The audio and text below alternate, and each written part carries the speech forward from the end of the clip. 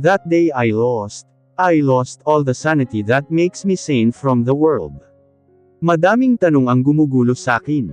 Madaming what ifs and whys, na hindi ko alam kung paano ko sasagutin. Ngayon after a month searching for what I want in life I found myself here. Beside this guy that I didn't imagine to be with. And now here we are lying in each other's arms. Hey, you're spacing out again, pisil nito sa kamay ko. Nandito kami ngayon sa eroplano pauwi ng Pilipinas. It's been a month pero feeling ko ang tagal ko nang nawala. Masaya lang ako, tipid kong sagot dito, bago binalik ang tingin sa labas ng bintana. I'm coming home and I don't know what's waiting for me. Nang lumapag ang sinasakyan naming eroplano, nakangiting mukha nila Dove ang sumalubong sa amin. Hindi niya kasama si Javier, nasa out of town daw, may tinatayong bagong branch ng Tapsilogan nila. Napatingin ako sa lalaking hila-hila ang mga mulita namin, habang nakasunod sa akin. Parang hindi siya nagka-jetlag kung makangiti dinaig pa ang model ng toothpaste. You smile like a madman, bulong ko dito nang magkatabi kami. Pero mas lalo lang itong ngumiti. Ikaw ba naman maging girlfriend mo yung ultimate crush mo, hindi ka ngingiti ng husto. Baka kung ako pa yan nagpa-party pa ako ng 1 taon, halakhak ni North nang makipag-fist bump sa kaibigan. Parang nung naalala kung nagpa-party ka umiiyak ka eh. Kumusta bro? Sakay ni Storm sa pang-aasar ni North sa kanya. Napapailing na lang kami ni Dove, habang naglalakad kasi nagyayabangan na silang dalawa. Yes, I'm with Storm for a month now. He's with me ever since I left from the cruise. Gaya ng isang superhero, he's been there when I needed him the most. I never seen him this happy, Dahlia. And I'm happy for Storm and you. We're having a pajama party so I'm staying okay. Yakap sakin ni Dove nang maiwan kaming dalawa dito sa kwarto ko. Hinatid lang din kami ni North at umalis na, dahil may biglaang meeting daw siya same as Storm.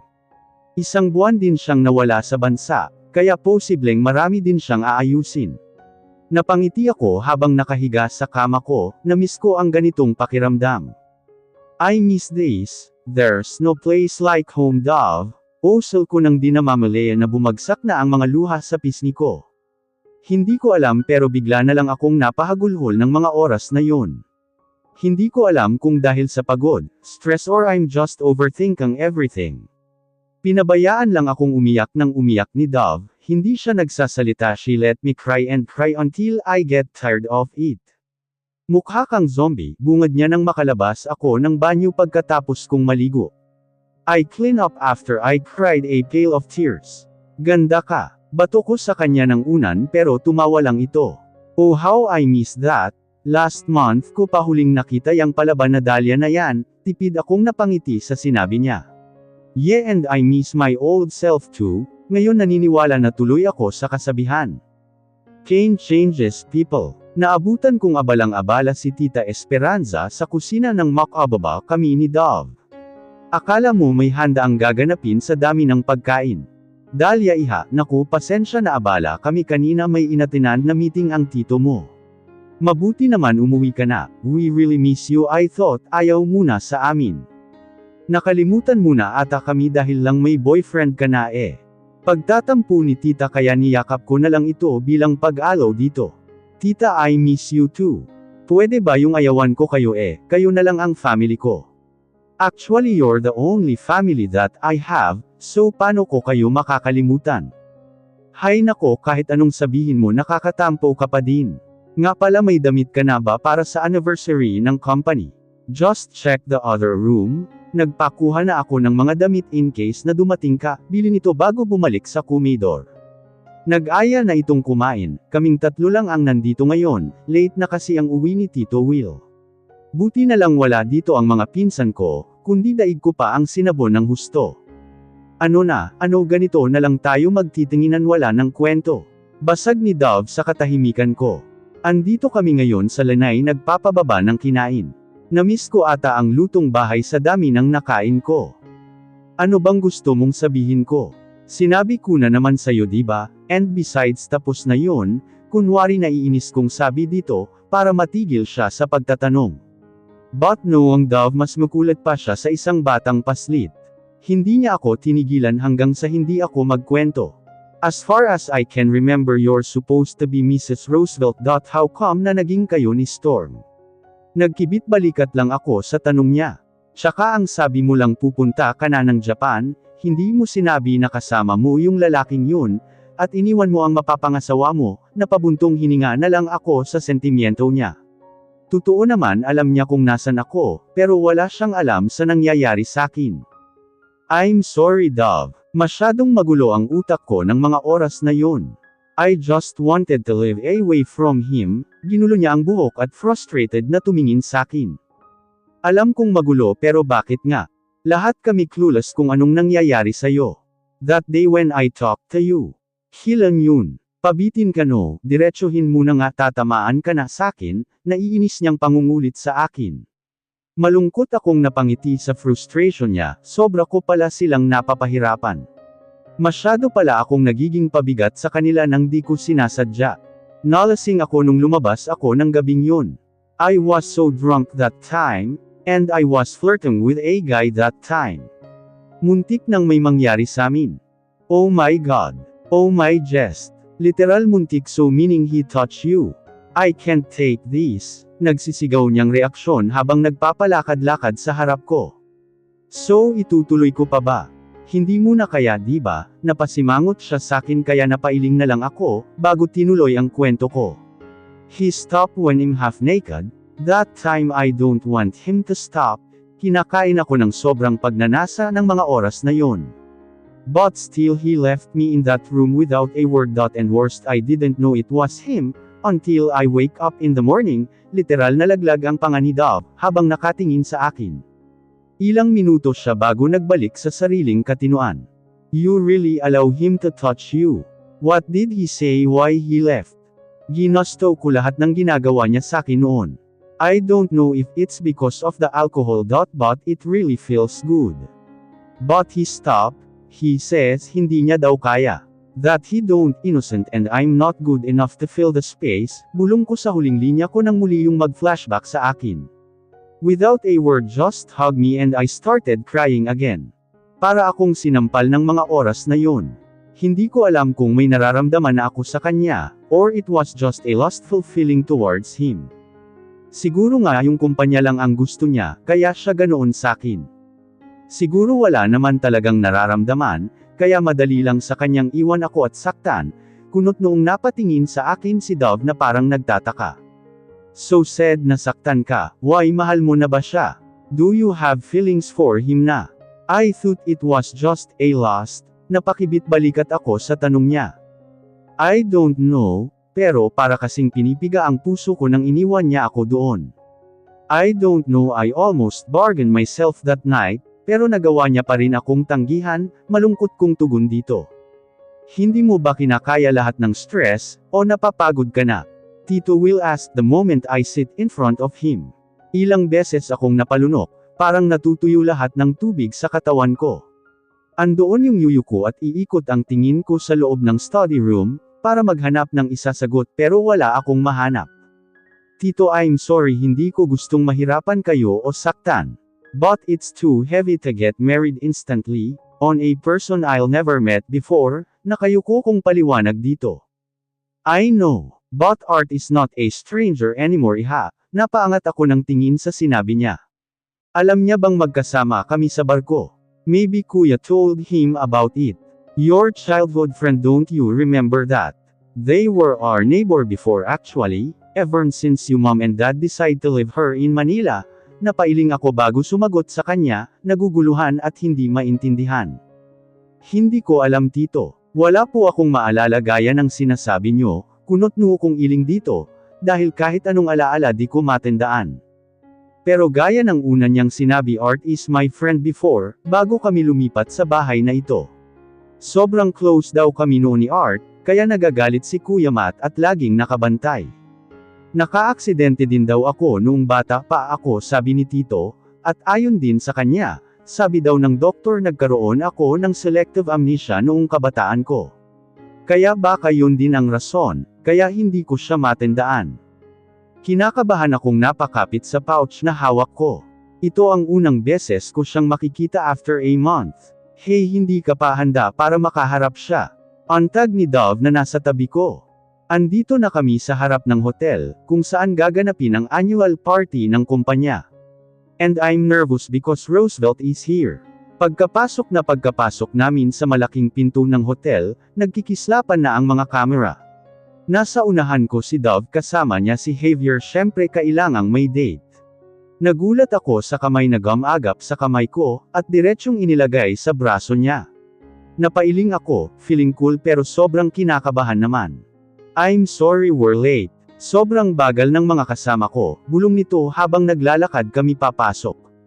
Nasa likod namin sila North, Serge, at Choi na abala sa paghahanap ng mga babaeng pwede daw nilang ma-take out ngayon.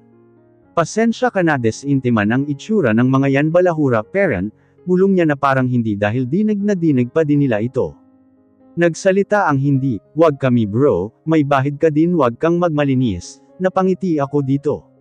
Hindi talaga siya papatalo, sa bagay wala namang taong perpekto at madalas maraming sekreto. Agad kaming sinalubong ng mga kakilala ni Daddy at Mommy. Lahat sila binabati at pinupuri kaming dalawa ni Storm. Kumpleto na ang buong pamilya ko doon, yung iba hindi nakadalaw dahil sa mga kasabay na schedule nila. You want the drink? Pabulong nitong tanong ng happy tea niya ang bewang ko palapit. Napangiti ako. Bago tumungo dito, feeling ko kasi nasasakal ako ng lugar na ito. And hello my hard-headed princess, bati ni Kuya Matt sa akin nang makaalis si Storm sa tabi ko. Tatalikuran ko sana siya, kasi ayokong masermonan pero advance siya mag-isip. You're not going anywhere. What gotten into your mind in a month ha? Really a month, Dahlia? Ano bang nangyari sa'yo sa barko? At bigla kang nawala. Kunot noong tanong nito. Halata ang pagkainis at pagpipigil sa boses niya, pero kasalanan ko naman kaya ayokong makipag-away. Please kuya, not this time, next time please. Pakiusap ko dito. Pero naiinis na napailing lang ito. I respect your decision for a month, Dahlia. Pero sana iniisip mo ang mararamdaman nila Mommy. Akala ko ba ayos na kayo ni Roosevelt? Pagpilit niyang patuloy pero bago pa ako makasagot, biglang nagkagulo sa entrance nang may dumating. Sa nagkakagulong mga press hindi man lang siya nabahala sa mga ito. Very proud siyang nakatayo doon, at sumasagot sa mga tanong ng mga ito kasabay ng mga tipid ng ngiti. Ang pag-aakala kong mag-isa siyang dadalo, ay nagkamali ako, ano pa ba ang aasahan ko sa isang lalaki. Diretso silang pumasok, at iginian ng isang waiter sa lamesang katabi ng sa amin. Kaya bago pa makaupo doon ay lumapit na siya kila Tito para batiin ito. Pero kahit gaano kahanga-hanga ang itsura niya ngayon, hindi doon natuon ang pansin ko. Kundi sa babaeng nasa tabi niya, at nakaangkla sa braso niya. They look good together in her green mermaid cut gown with an open back. She really nailed it. Agad akong nagbaba ng tingin sa inilapag na inumin ni Storm. Hindi ko napansing nakaupo na pala siya sa tabi ko. What a great night ahead for me. Sa sandaling panahon na nagkasama kami, lumakas ng husto ang epekto niya sa akin. Napatingala ako sa lalaking pumisil sa kamay ko at ngumiti. You look tense. Loosen up, mas maganda ka dun, so don't be insecure. Pagpapagaan nito sa loob ko. Ha? As if naman maniniwala ako sa'yo. You love me so, hindi na nakakapagtakang pinupuri mo ako, tukso ko dito pero commandant lang ito at hamalakhak. Nag-umpisa na ang party. Si Tito Will ang nagsalita, wala naman akong masasabi doon. Paminsan-minsan ay nagagawi ang tingin ko sa lalaking nasa kabilang mesa. Abala ito sa pakikipagkwentuhan sa katabi niya, at minsang pagtayo para makipagkilala sa kung kani-kaninong tao. Nang muling magawi ang tingin ko doon, nagtagpo ang aming mga mata.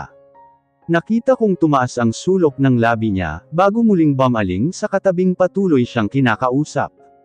Powder room lang ako, palm ko kay Storm. Dahil abala sila sa panood sa stage at pakikipagkwentuhan.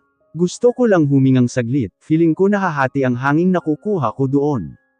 Alam mo ba yung babaeng kasama ni Art Roosevelt, may chismis daw na yun ang kasama niya sa isang cruise, bungad ng isang babaeng maiksi ang buhok nang makapasok sila. Paanong magiging yun ang kasama niya, ako lang yun at walang iba. Napairap ako nang di sinasadya dito. Oo nga daw. Mayaman daw yung babae, at mukhang galing sa kilalang pamilya. Bagay na bagay sila ano.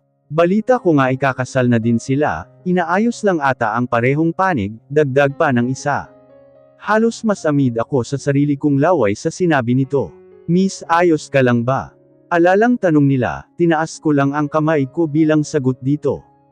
Ang kapal ng mukha niyang magpakasal. Kung makatawag-tawag siya sa akin ng wife ganon-ganon na lang, tapos ikakasal siya sa iba, berang siya. Agad akong dumampot ng alak sa nakasalubong kong waiter. Parang natutuyuan ako nang wala sa oras. Nang makabalik ako ng bulwagan ay agad akong sinalubong ni Kuya Matt para isayaw. Sumunod sa kanya si Storm, umikot ang paningin ko para hanapin ang matandang yun, pero hindi ko siya makita. Mapait akong napangiti, kagaya ka lang din ng iba, at hindi ka naiiba para bigyan ng espesyal na atensyon, paalala ko sa sarili ko.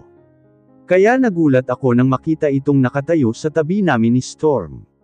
Diretsyong nakatingin sa akin sa madilim na anyo. Pero halos malaglag ang pangako sa sunod niyang itanong kay Storm. Can I dance with my wife? Halos hindi ako huminga sa dilim ng anyo niya, nang lingunin ko siya. Matiim siyang nakatitig sa akin at sa mga braso ni Storm na nakapulupot sa bewang ko. Bumaling sa akin si Storm hudyat ng paghingi ng pahintulot, na ibigay ako sa lalaking nakatayo sa tabi ko. I believe Mr. You're holding my wife too tight, reklamo niya habang matalim na nakatingin sa kasama ko. Pinisil ko ang kamay niya, para iparating na wag niya nang pansinin, pero nginitian niya lang ako. I didn't know kinasal na pala ang babaeng nililigawan ko, napahigpit ang kapit ko sa kamay niya. Wag ka nang sumagot, sasapakin kanyang tandang na yan. Well, let me tell you, that this girl you're holding tightly is been destined to marry me. Ever since she started to breath, sagot din ng di papatalunggerang nang bigla akong hilahin palayo kay Storm. Ano ba Arthur, ba't ba nanggugulo ka dito? Inis kong waksi sa kamay niya, pero masyadong mahigpit yun. Napailing na lang si Storm, bago bumaling sakin at ngumisi. Gusto ko siyang sabunutan sa ngisi niya. Sorry baby, usil niya sa boses na walang tinig. I let you take her for now, but she's still going home with me Mr. Roosevelt, mayabang nitong sabi bago tumalikod at naglakad palayo. Naramdaman kong hinarap niya ako sa kanya, at iniyakap ang mga malalaking braso niya sa bewang ko. Parang sinasabi niya sa mga taong nandito na pag-aari niya ako. Lumayo-layo ka nga ang laki-laki ng space makadikit wagas. Sabi ko dito kahit halos nahihirapan na akong huminga sa sobrang lapit namin.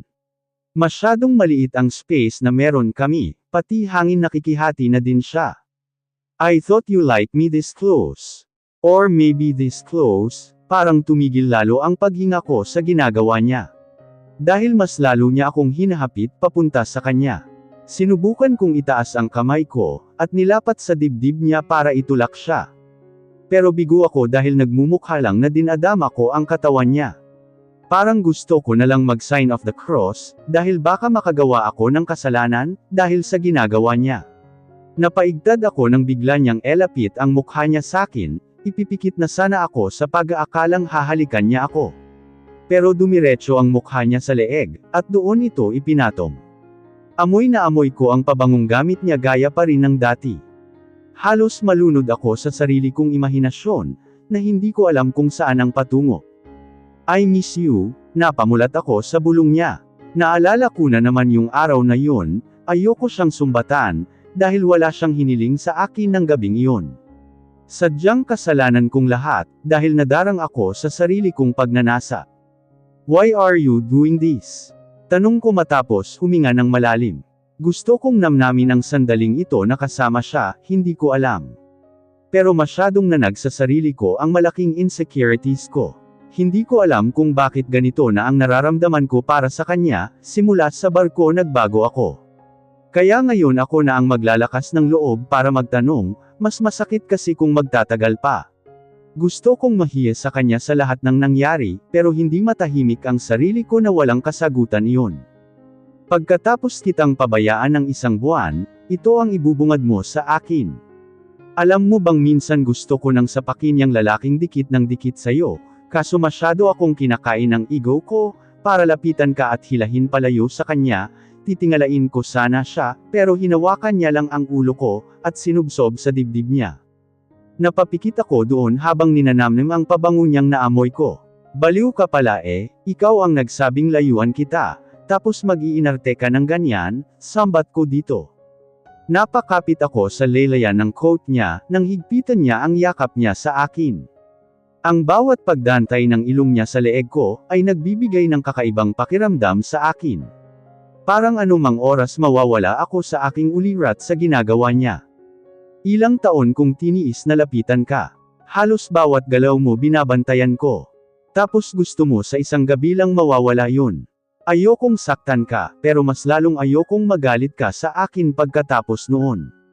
Kung magiging akin ka ng buo, sisiguraduhin kong matatandaan mo ang bawat haplos ko, yung kahit sinong lalaking hahawak sa'yo. Ako ang maalala mo, pahayag niya habang patuloy na binibigyan ng maliliit na halik ang leeg ko. Hindi ko na alam kung sumasayaw pa ba kaming dalawa, o nakatayo na lang doon at magkayakap. Ahem, baka naman gusto nyo nang tumigil na kakabulabog kayo ng ibang guest, tawag ng atensyon ni Kuya Matt. Naniningkit ang mata nito habang nakatingin sa akin. Agad kaming naghiwalay. Inayos ko ang dress ko, at hindi makatingin sa katabi ko. Marami pa nga akong gustong itanong, pero may istorbo na. Kayo ngang dalawa magsabi ng totoo. May namamagitan na ba sa inyong dalawa? Singkit mata niyang baling sa akin. Di ko mapigil ang maubo sa tanong niya, parang bigla akong nabilaukan. Wala kuya no, ang advance mo mag-isip no. Lapit ko dito para makalayo sa gerang na ito. Pero maya-maya lang nakasunod na agad siya sakin. Di pa ako advance mag-isip niyan Kung maglangkisan kayong dalawa wagas. Hoy ikaw Arturo umayos ka ha. May pangako ka pa ipapasalvage talaga kita. Duro ni kuya sa katabi ko, pero tinaas lang nito ang middle finger niya, bago ako hinela palayo doon. Dahlia wag kang magpapoto sa lalaking yan Dinig ko pang pahabol ni kuya. Napailing na lang tuloy ako. Your cousin are too loud. Reklamo niya nang makalayo na kami kay kuya. Excuse best friend mo siya diba? Pero ganon talaga ata pag nagkakaedad na nagiging agaw eksena, tudyo ko dito. Bago pa siya makareact, agad nakalayo na agad ako dito. Pero nung pag-address ko isang babae ang nabangga ko. Sorry miss hindi ko sinasadya, hingi ko ng paumanhin dito. Napatingala ako nang magsalita siya. It's fine. Masyado kang clumsy no, madalas kang nakakabangga nakangiti niyang sabi. Pero pati kaliit-liitan kung ugat nag-react sa parinig niya. So anong pinapalabas niya ngayon, may gusto siyang mangyari and I'm not gonna back down. Sasagot na sana ako kaso biglang lumapit si Arthur at nagusisa na. Miles are you okay? Tanong niya nang makalapit sakin, tumungo lang ako. Ineksaman niya pa kung may nangyari, masyadong OA. Tita and Tito's looking for you, sabat ng babaeng may dalawang mukha. Napairap ako nang humarap dito si Arthur. Thank you court, we're actually looking for them. Halos tumirik ang mata ko kakairap nang mag-usap sila. Edi sila na may endearment sa isa't isa. Pasimple kong tinanggal ang kamay ni Arthur na nakahawak sa bewang ko, kaya lumingon siya. Aalis na sana ako nang may mga taong lumapit sa amin at binati ang gurang. Ho there you are. Courtney is looking for you, saan ka ba nagpupunta? Tanong nito nang makalapit sa amin. Mukha siyang sophisticado sa damit niyang mint green in a off-shoulder design, mas lalo din siyang nagmukhang bata sa updo niyang buhok. Hindi siya nagmumukhang may edad na nakakahiya naman mas mukha pa siyang bagets sa akin. Mom I'm with Miles parang nagulat ang nanay niya sa sinabi nito, at napabaling sakin ang tingin. Samantalang ang babaeng mukhang matanglawin ang sama ng tingin sakin. Miles this is my mom, and mom this is Dahlia Miles my future wife, pakilala sakin ni Arthur. Makikipagkamay sana ako dito, pero bigla niya akong niyakap at nakipagbeso. Oh my God, so you're my future daughter-in-law. I'm so happy na nakilala na din kita. I'm sorry about your parents, nasa abroad kasi kami kaya si Art lang ang nakapunta. Ang ganda-ganda mo na iha, after so many years I never expected na magkikita pa kayo nitong anak ko, mahabang litanya ni Mrs. Roosevelt. Parang naubusan ako nang sasabihin yung kadaldalan ko kanina kinain na ng lupa. Thank you po ma'am. It's a pleasure to meet you po, magalang kong sagot dito. Di ko naman alam ang sasabihin, kaya magpapasalamat na lang ako para safe. Madami pa siyang sinabi, pero puro tango at ngiti lang ang naisasagot ko sa kanya. Mom, wag mong i-pressure, mamaya bigla na naman tang mawala, awat niya sa ina ng marami pa atang balak itanong sakin. Hay nako, ang sungit mo talaga anak, hindi ako magtataka kung iwan kanyang si Dahlia. Teka Guillermo, meet our future daughter-in-law, tawag nito sa lalaking nasa di kalayuan. Pagharap pa lang nito parang gusto ko nang umatras. Yung ora niyang nakakatakot kuhang-kuha ni Arthur, hindi na ako magtataka kung kanino siya nagmana, kahit may itsura ito, at mukhang bata pa sa bloodline nilang Kastilain, hindi nakakapagtakang magpaganda ang asawa niya. So you're the little Dahlia. You grew up so beautiful. I'm hoping that you'll follow the last will of your father and marry my son like what we signed on our deal. Halos pigain ko ang kamao ko sa naririnig ko sa kanya. Dad, stop it. Please have some respect, dinig kong awat ni Arthur sa ama. Naramdaman ko pang humawak ang kamay niya sa kamao ko. Save the company and his daughter as the collateral. That's right iha, you're just a collateral of your parents. What a cunning decision it is. Anyway, I have to go. Nice meeting you, seryoso nitong litanya, bago tumalikod sa amin. Narinig ko pang humingi ng paumanhin ang mama ni Arthur. Pero parang nabingi ako sa mga narinig ko dito. I feel so small on their eyes, yun ang naramdaman ko ng mga oras na yon. So you're just a collateral, taas kilay ng babaeng kaharap ko. Tiningnan niya akong parang nanunuya, kung hindi pa siya titigil kakalboon ko talaga siya nang wala sa oras. Shut up Court, just leave us alone, dinig kong saway pa nito kay Courtney. Hindi ko alam pero patuloy na nag-i-echo sa ulo ko ang sinabi ng ama ni Arthur. I'm just a collateral over the company that never been ours.